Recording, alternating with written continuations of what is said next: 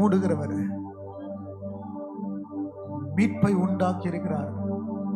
ஒருவேளை வாழ்க்கை எல்லாம் முடிந்து போச்சு, இனி நம்பிக்கை இல்லை, இனி இந்த பிரச்சனையில இருந்து வெளியே வர முடியாது, அவ்வளவுதான், எல்லாம் போச்சு, இனி என் கஷ்டத்துல இருந்து வெளியே வர முடியாது, என் கடன் பிரச்சனையில இருந்து வெளியே வர முடியாது, எல்லாம் போச்சு, எல்லாம் முழுகியாச்சு அப்படின்னு நினைக்கலாம். ஆனால் ஆண்டவர் எதெல்லாம் முடிந்ததோ ஆண்டவர் துவக்கி காண்பிப்பார்.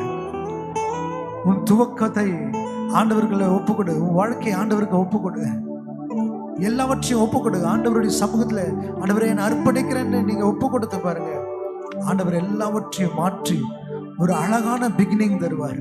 ஆண்டவர் சொல்றார், இட் இஸ் finished, எல்லாம் முடிந்தது. உன் வாழ்க்கையில எதெல்லாம் முடிந்தது என்று நீங்க நினைக்கிறீங்களோ ஆண்டவர் சொல்றார், இது முடிந்தது. அப்படின்னா என்ன? உன் பிரச்சனைக்கு ஆண்டவர் முற்றுப்புள்ளி வைத்து விட்டார்.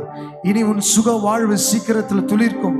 உன் துக்க நாட்கள் முடிந்து போகும். ஒருவேளை வியாதியோடு படுத்து கொண்டிருக்கலாம், இனி என் வாழ்க்கையில இந்த வியாதியிலிருந்து எழுந்திருக்க முடியாது, டாக்டர் சொல்லிட்டாங்கன்னு சொல்லலாம். ஆனால் நம்முடைய தேவன் சிகிச்சை கொடுக்குவார்.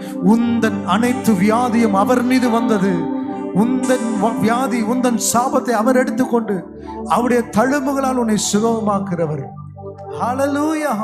இந்த பாடல் சொல்லுது, எந்த அனைத்து தீமையும் உம்மேல் வந்ததால் உந்தன் அனைத்து நன்மையும் என் மேல் வந்ததே. அனைத்து தீமையும்